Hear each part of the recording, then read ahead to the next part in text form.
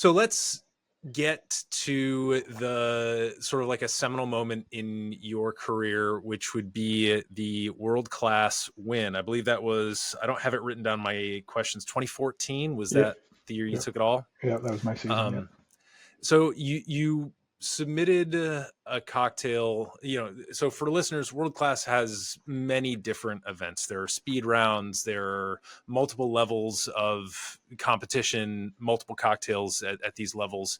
But the cocktail that seemed to have brought it all home for you was one called Above the Clouds. And it seems like this is a really nice encapsulation of kind of like taking a lot of the themes that we've been talking about thus far, plus some of the technical DNA, we'll call it, from the aviary. So would you mind sharing with us how you came up with that cocktail and, just kind of describing what that event meant for you?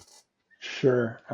Yeah, yeah, for sure. World Class was pivotal for me in that it, um, like I had been competing a lot over the years. I started doing cocktail competitions very early on in my career, just as a way to meet people, as a way to challenge myself. There were some really cool prizes. So, like as a young guy, I got to do a lot of traveling. Sometimes it was cash. It was great. I won my scholarship to the Bar 5 Day program that way, and got to go see some incredible distilleries. So I still um, judge quite a bit at competitions and encourage people to get involved. Again, it takes you out of your comfort zone, so it forces growth. You will make mistakes, which forces growth, challenges you. That cocktail, though, it was part of a series. World Class, I think one way to kind of summarize it is once you have to earn your right to represent your country. There's about 50 countries, give or take, depending on the year, that compete. It's kind of like the Olympics of bartending. Yeah, in the U.S., because of this, how large we are, you have regionals. You have to win your region, then you go to the national. You have to win the national, then you represent the country. You go to the world stage. So I did that. Won the regional here. Went to New York and won the national against the 5 regions in the U.S. And then went to the U.K. where we had over a course of about 5 days. We kept moving because they were filming my year of World Class, kind of like a reality show. So they wanted to make it really visually impactful as well. So we started at the Glen Eagles Golf Resort, which is an incredible golf resort in Scotland, where they have the Ryder Cup. It's a castle. There's people doing falconry out on the lawn. It was wild. Then we moved up to Edinburgh, like this incredible one of the great old cities in the world. And we took the Orient Express and had challenges on the Orient. Had a written challenge on the Orient Express, and then landed in London and got off the train. And we had a challenge right when we got off the train in St. Pancras Station, which is the same, Harry Potter train station for people of that age. Beautiful, old, incredible station. And then had our final on the river in London. So it's kind of like a whole season of Top Chef and all the challenges you might see in something like that crammed into a 5 day, incredibly grueling competition with the best bartenders from around the world.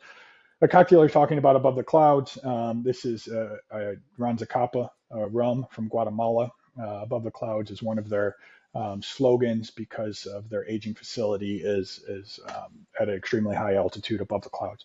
And so it's something that you hear a lot with that.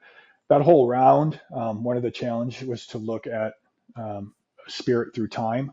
And so that was one of 5 cocktails that were part of that round that I was talking about as I was doing this presentation, and started with kind of the history of sugarcane, starting going back to 6,000 BC, and as the plant migrates across Asia or whatever, that it becomes rum eventually, the way its impact in the West and cocktails and whatnot.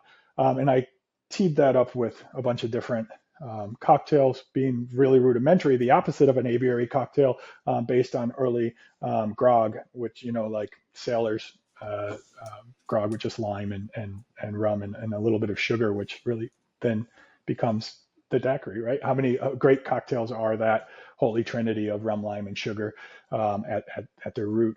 I did a punch. I did a daiquiri. It's kind of the midline, and then I did Aviary's Jungle Bird, which is an incredible interpretation of that cocktail, and then the Above the Clouds cocktail that you're talking about, which was served in this glass sphere, and it would end up being somewhat of a room temp cocktail. It was warm to start. It was in this glass sphere with a little kind of flask opening on it. There's no citrus in it, which a lot you see rum, citrus fruit, you go to it towards that. It was verjus. It was a rooibos tea syrup. It was the Ranzacapa, a little Benedictine. But then we used dry ice, hit it inside of the flask, and it kicks out this cloud that kind of made the flask look like it was floating on the bar a little bit.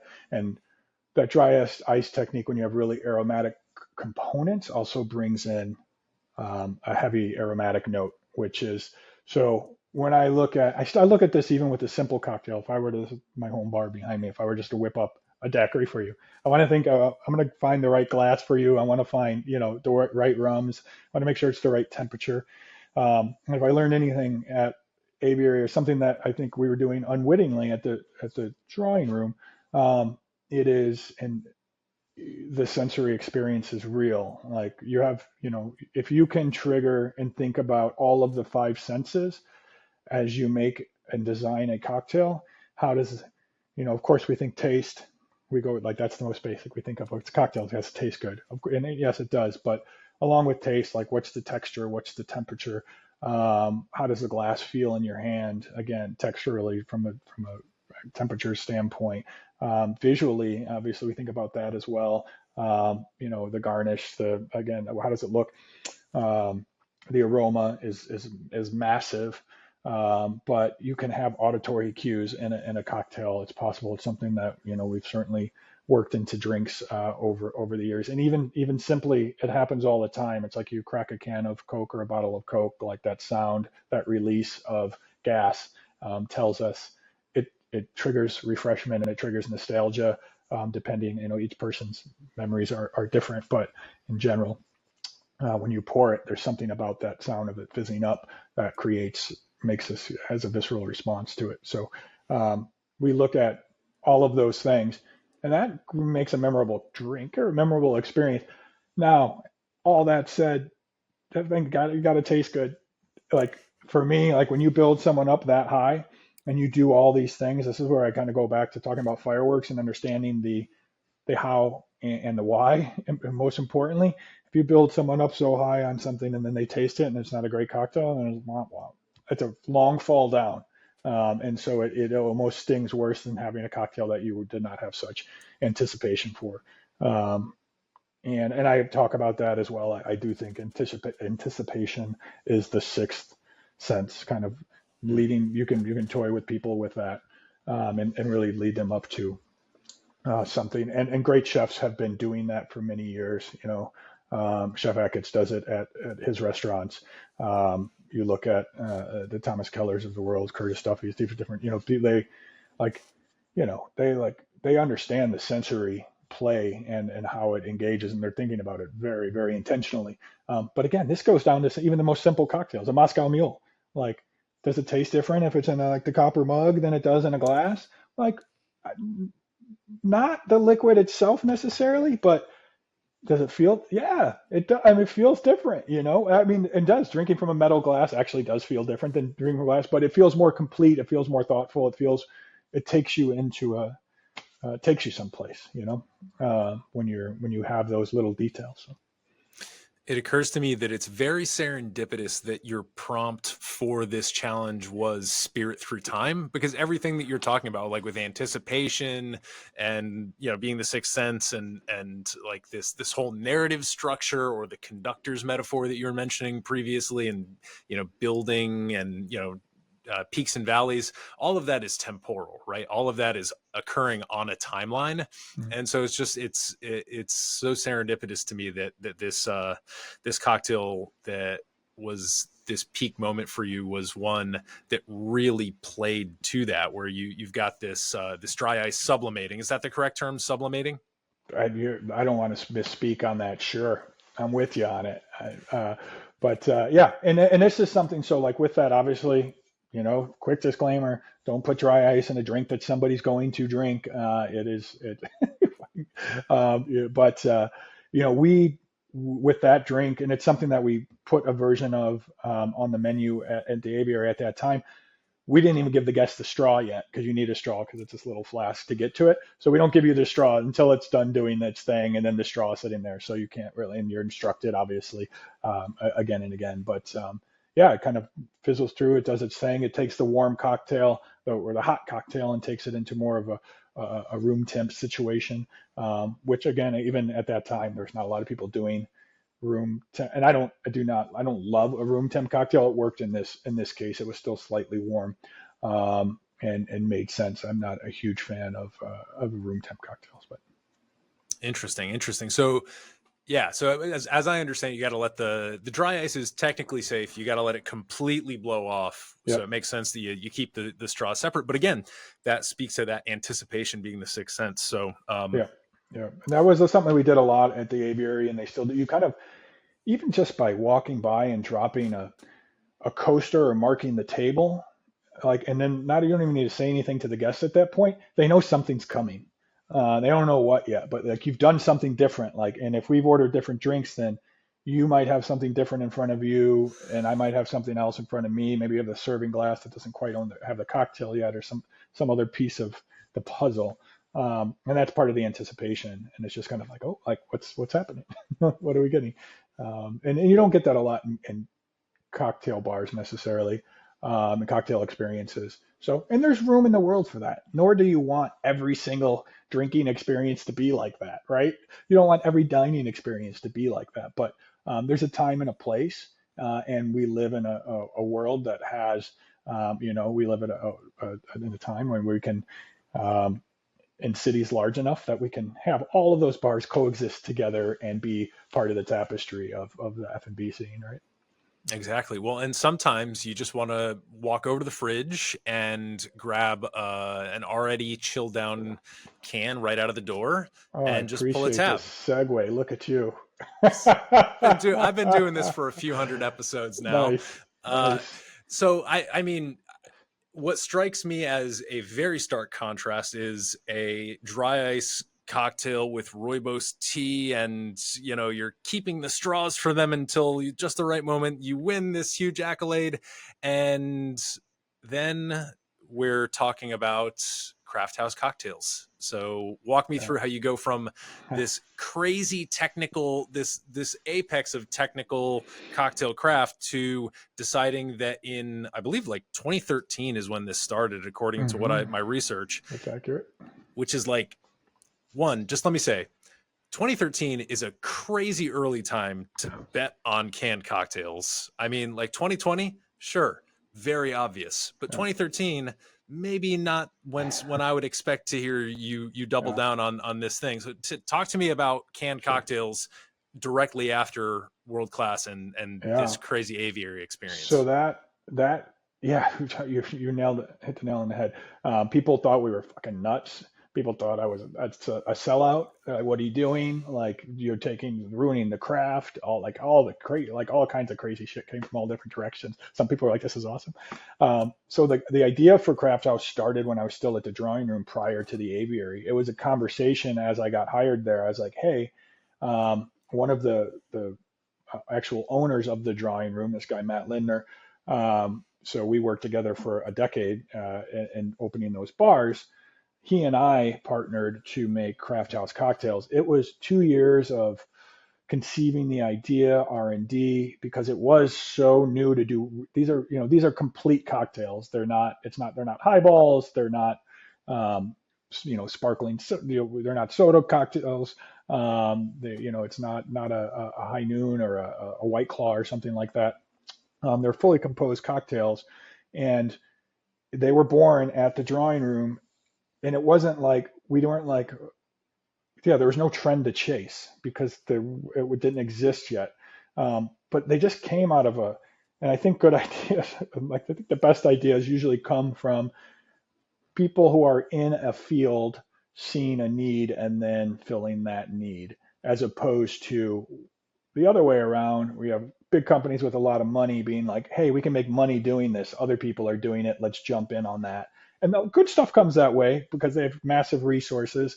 But most of it is, gets most of that is fat that ends up getting trimmed and doesn't make it. But it started legitimately at the drawing room, just like from hearing our guests be like, we love the cocktails you guys make here. We're bummed we can't get them when we're not at your bar. And this is very early in the cocktail movement again, as we were saying. So they're like, the home bar, it was only the nerdiest of the nerdiest who are home bartending enthusiasts at this point. Like the stack of books that were good and written on the subject was slim. It was Gaz Reagan's Joy of Mixology. It was Dale DeGroff's Craft of the Cocktail at the time. It was early still. So we're like, why the hell is no one doing this? I'm like, there got to be a reason. Like, why isn't somebody just making good cocktails? It was like Cuervo Margarita Mix was, and still does great. I'd take 2% of that company in a heartbeat, right? But at the time, that's what people thought about drinks in a bottle was Cuervo. I don't want to drink it, right? Like a margarita mix that's neon green, like Chi-Chi's, looks like great Gatorade in a bottle. And then the other thing on the other end of it, Skinny Girl was popping. And the only thing at that, which was one of the early celebrity-owned brands as well at that time, and it sold for a bunch of money, but it was honestly not very good in terms of flavor. But it was put in a wine bottle, so it was in a 750 glass bottle. It was marketed as more premium. It was more expensive for the volume, and it was better than anything else that was out there. But that was it. And it took us 2 years to R&D it because we would go to co-packing facilities, which are the factory that makes the big batches for you. And they thought we were fucking nuts too. We're like, here's our formula. And they're like, what are you going to use sugar for? They're like, no, we use corn syrup when we want to put a sweetener in this. It's already in liquid form. We're like, well, this is, they're like, no, you don't want to take ginger. We'll do ginger flavoring. I'm like, no, we're going to get ginger juice. We're going to put it in there. We're making ginger beer for the Moscow Mule. And they're like, no. So we ended up in Canada outside of Montreal for our first co-packer. These brothers owned a cider house and this is rural Montreal. So we're like 35, 40 minutes out of Montreal where nobody speaks English. You go to a restaurant, it's like very, very Quebec. It's not even good French, if we're being honest. I mean, it's, strip malls and rural area. Like it was out there, but these guys were willing to take a chance and be like, let's learn together. And we fucked up a lot. I mean, we clogged filter after filter in the plant. We had ginger juice overflowing, which is very, very slippery. It turns out when it's all over the floor. And we made the first craft house, and now it's been since 2013 we came to market. And the timing just ended up hitting about the same time I won World Class. Craft House hit, and we've been, we're still an independent all these years later, over 10 years later, and still fighting the good fight. And I'll say, we're doing better than we ever have. 11 years in, we've consistently punched above our weight as an independent brand. We're one of the last independents out there. Almost all the other brands have been scooped up by other companies, and we, at the timing's right, we welcome that partnership with the right people as well. But that has not come up yet, so we've not made that move. We keep a small and an effective team, but our products have always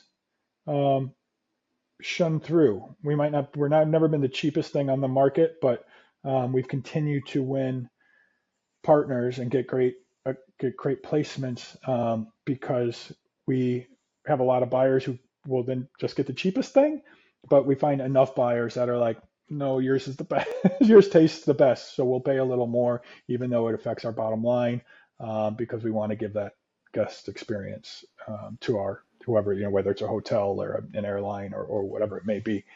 So it's been a wild ride, man. It is not for the faint of heart. Anyone who has gotten into the spirit world, anyone who's tried to, it's not just like opening any business. There's a whole other set of laws when you get into alcohol. Distribution is crazy in the United States.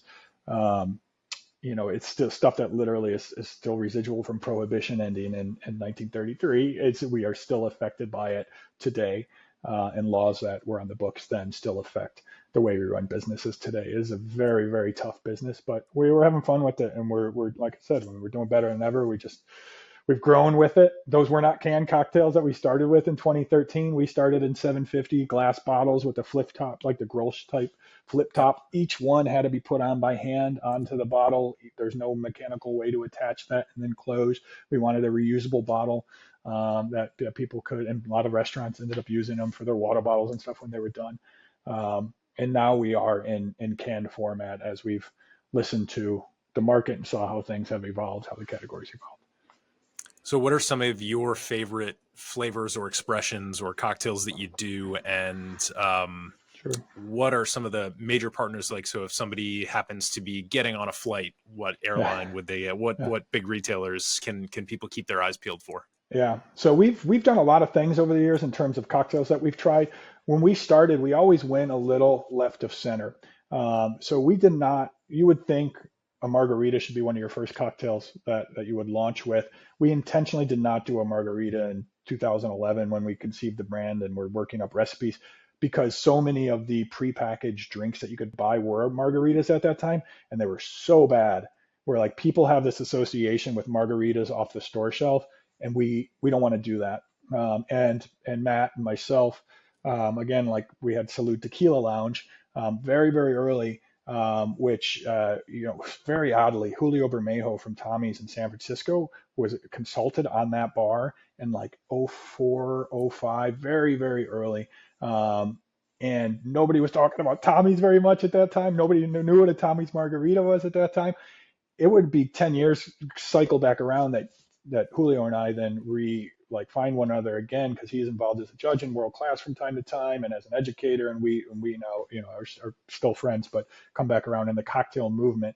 But we had been to Mexico a bunch by that point. We had been to agave fields in all different regions and spent time at the source, and we're like, what people like. You don't get margaritas when you're in the heart of Mexico. It's like when you're at like sitting at like a taqueria or you're hanging out with friends, you're at a table, bottle of Blanco on the table, bottle of Coke, bottle of Squirt, bowl limes, glasses, ice, just kind of your own, make your own drink, whatever you want. You drink a little tequila neat, make a batanga, make a Paloma a la minute. And so we did Paloma in 2013, which was very, very early at that time. We did a mule at that time, which was it was just now passe, but was nobody had a canned mule at that time.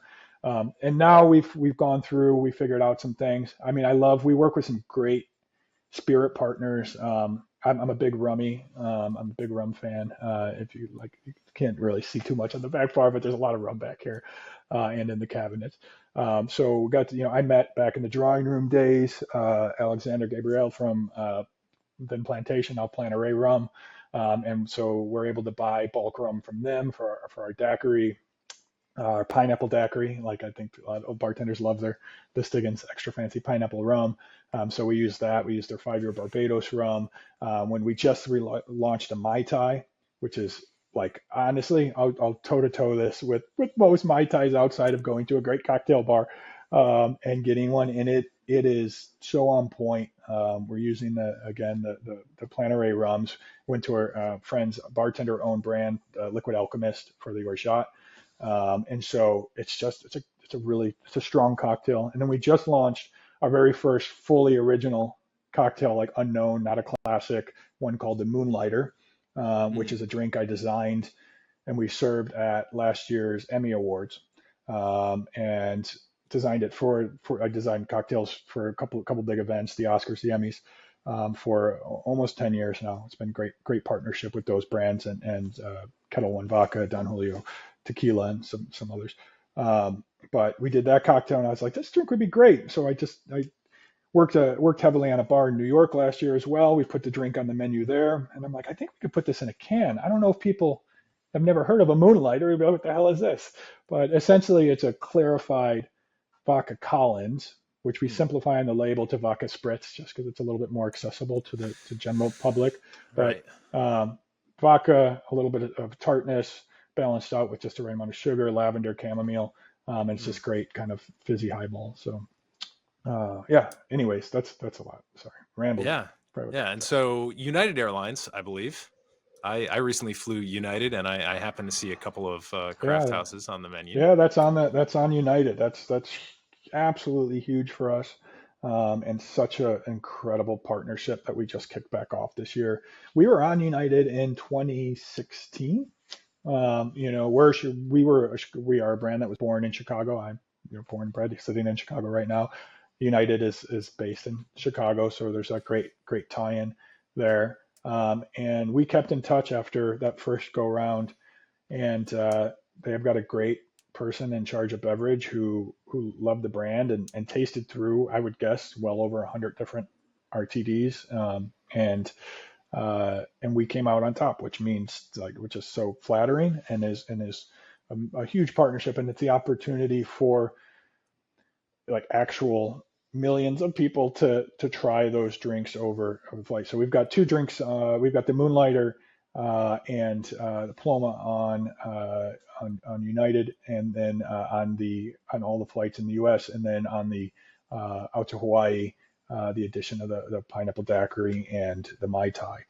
So super exciting, and it's just a great, for a company of our size, we can produce huge volume, but we don't have, we can't, we're not buying billboards. You're not going to be a Craft House Super Bowl ad anytime soon, unless, unless one of those big companies out there is listeing and say, hey, So, we would well, love. not with that attitude, Charles. Come on Well, now. I know, not yet. I know. Talking into the world. So there's some. We'll find some. I guess in the business is referred to as a strategic partner, who has the sales force and can scale at some point for sure. That would be beautiful. But for now, we're gonna continue to do what we do, which can bootstrap and make good cocktails and try to deliver a good experience to people. Yeah, the rest will take care of itself. Well, you've taken us on quite a journey from a humble chef kind of food driven cocktail bar in the drawing room all the way through the aviary above the clouds with World Class, now Craft House. Is there anything else that we egregiously overlooked that you want to make sure that our listeners and viewers get to hear about before we hit some quick lightning rounds? I think let's see. I think there's more to me than just cocktails too. But they can check, they can follow that on Instagram, which is mainly just friends and occasional puppy pics and also cocktails. But yeah, I mean, I think just the industry's been great to me and still, continue. I'm not going anywhere, I hope. Had at that same time coming out the back end of World Class, had the opportunity to design my own barware and glassware with a company out of just outside of DC in Virginia called Portessa Tableware, and we're still doing our thing, which is super cool. Bartender's dream, right? And I called up one day and ran into them, and they're, like, have you ever thought about your own barware? I'm like, oh shit, are you kidding me? I'm full of opinions. We're like, how do we make this better? How would I do this if I was able to design it? So that's been an incredible partnership, and it's not just for bars, it's for the enthusiasts as well. I think a lot of bartenders, a lot of people in our position, I really get geeked out on meeting up with the enthusiasts. So if I do an event like, let's say, Cayman Cookout, which is not just really great to be able to go down to Grand Cayman in the middle of January when you live in Chicago, but it's basically Cayman food and wine hosted with all of these amazing chefs led by Eric Rapier. But it's us engaging with the foodies, the drinkies, I don't know, whatever you call cocktail enthusiasts. And I always do a class every year, and we usually get about 90, 100 people in this room, and we always say every person gets a cocktail station, and it's an hour and a half hands on. Like, they're making drinks, they're shaking, they're stirring. I fucking love that. We're tasting, where it's really, it's really casual, and it's conversational as much as it is educational. Like, that to me, as much as I love doing a master class with bartenders, and that's great to be in that. I love getting a room full of people who are like, oh, like I can do this, and breaking down that for them. So that's always fun.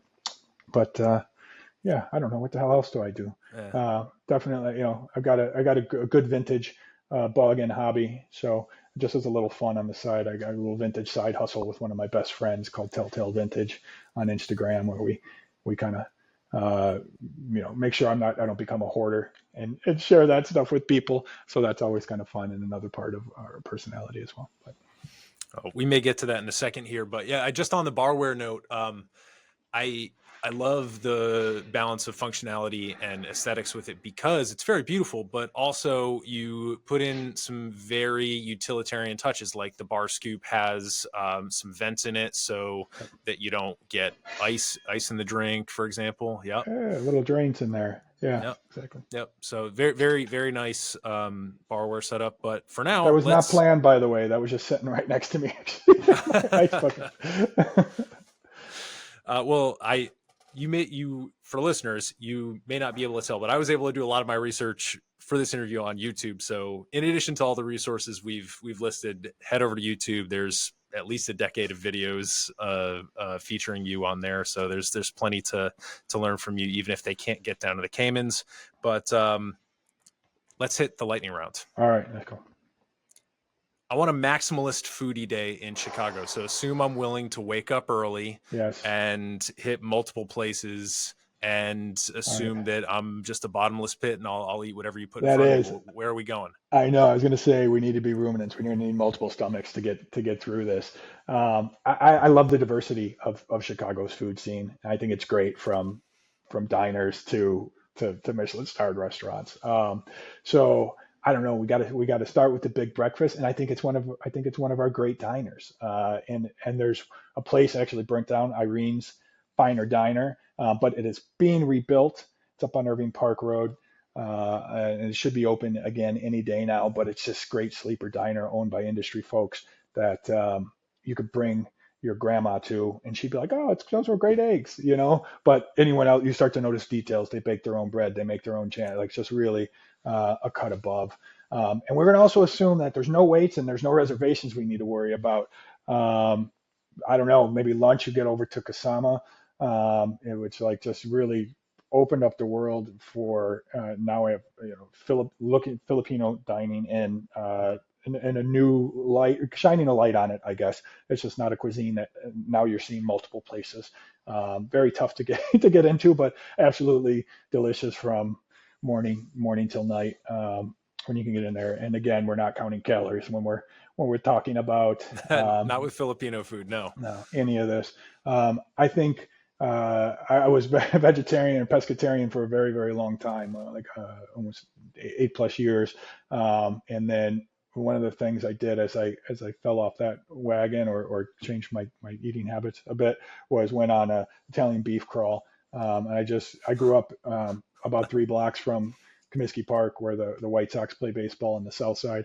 And we had so much great street food around us. There were so many hot dog stands, like from carts to little corner joints on every other corner in the neighborhood. So I always have an affinity towards that, whether it's a Riccabini's breaded steak, which are these like Milanese style hammered out breaded steak. It's like 9 meals in one. I don't understand how I used to finish an entire one. But I mean, Italian beef's a real thing. This is not just the bear. I have Right. a deep love for a proper Italian beef sandwich, and we jumped around to all these spots um, to find a great one, because there are a varying. It turns out even our friends over at Duck Inn on the south side I talk about all the time. Chef Kevin Hickey makes gorgeous food there. He's a extremely accomplished and capable chef.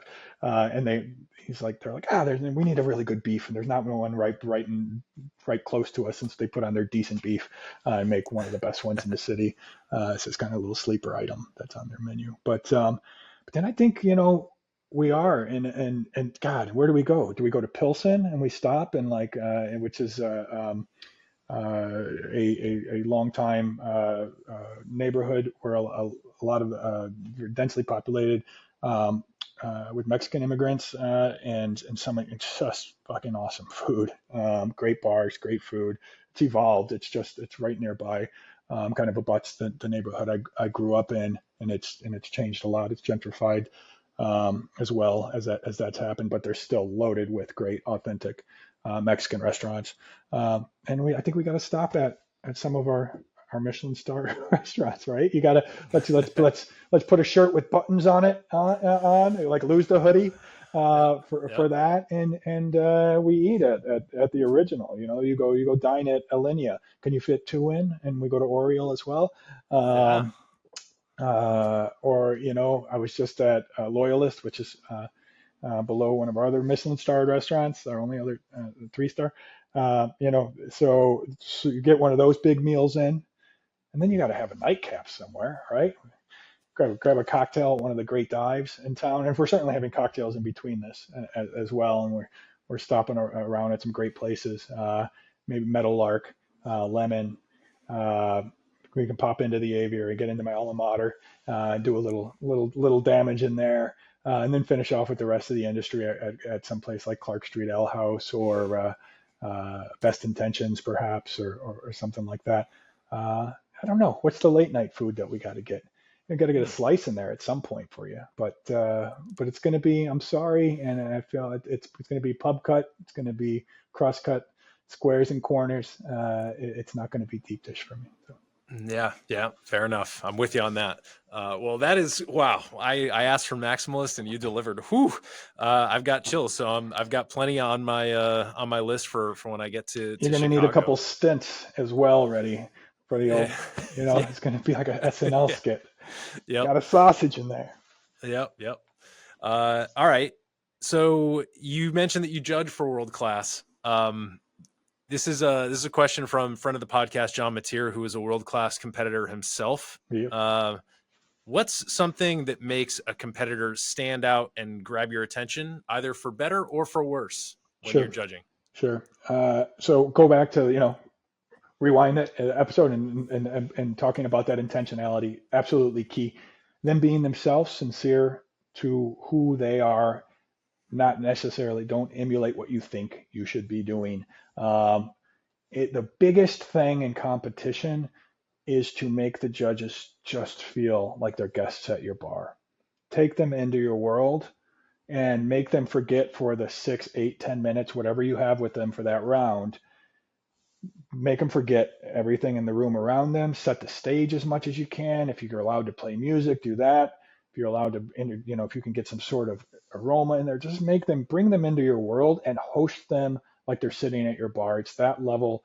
When you can have that level of comfort as a competitor, then you can actually engage your guests. And that comes through preparing. And preparing happens. Each person is individual. You can over prepare. I do not.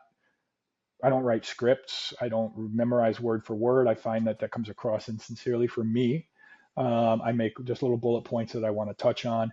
And when you prepare all your things, make sure your mise en place, your tools are where you think they're going to be. When you reach down, then you are left to just host the judges. If you've not done your homework, if you've not prepped, if you've not made your list, whatever it is, and you think you're going to roll in and work on a bar that you've never worked on before in a strange room where nothing's where you think it's going to be, and then there's cameras in front of you, and there's maybe your people that have written half your library, your judges in front of you, um, you're going to get tripped up. It's going to take you out of your element, and it's going to feel like you are not bartending naturally because it's not supernatural at that point. Um, so yes, I think preparation with the end goal being allowing you to be naturally yourself and just be a host. That's it.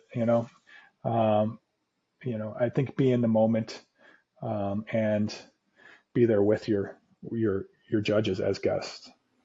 Yeah. Yeah. One thing that I like, and some for some people like myself, I do like a script, but Mm-hmm. I don't like to be robotic about it. And I agree that like when you're sitting there and, you realize, uh-oh, I forgot where I am. It's Yes. nice to have something physical that's tied to it. So I almost like to break down the process and say like, all right, here's a bullet point for when I'm doing this. When I'm stirring, I'm talking about this. So Mm. that if you have that deer in the headlight moment Yep. where you look up and you're like, I forgot what I need to say next, and then just look down at your hands. What are you doing? Oh, Yes. say the thing that you say when you're stirring the cocktail. Yeah, and you've So rehearsed that to get to that point, and very few people can do a word for word script.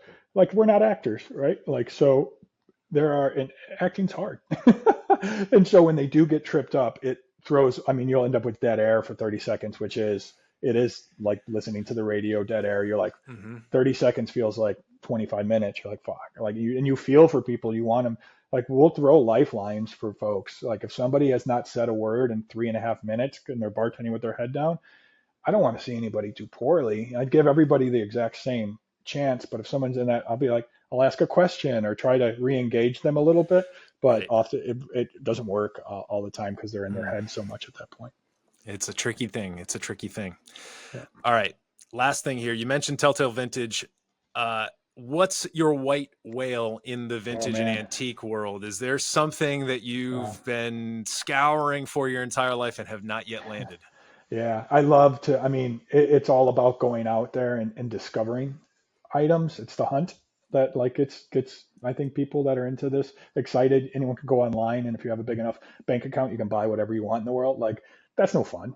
You know what I mean? I don't know. I'm like a little scrappy Southside kid still at heart. I want to find the unfound gem that really needs to be cleaned off and be like, oh shit, and then turn it into something. Um, so I love to go to estate sales. I love to go to fleas. I love to, get into an old basement or whatever and dig around. Um, I would say, yeah, there would be. There's a cocktail shaker known as the Manhattan Shaker from a company called Revere that's out of Rome, New York, and it's this really iconic, tall skyscraper style shaker. Beautiful. I have that shaker. Um, the cups that match that shaker the whole thing was designed by Norman Bell Geddes, famous designer. And the cups are extraordinarily rare and super expensive when they come up. And I have it in my head. I'm gonna find these. I'm gonna find them at a Goodwill one day because they don't look that special when you see them.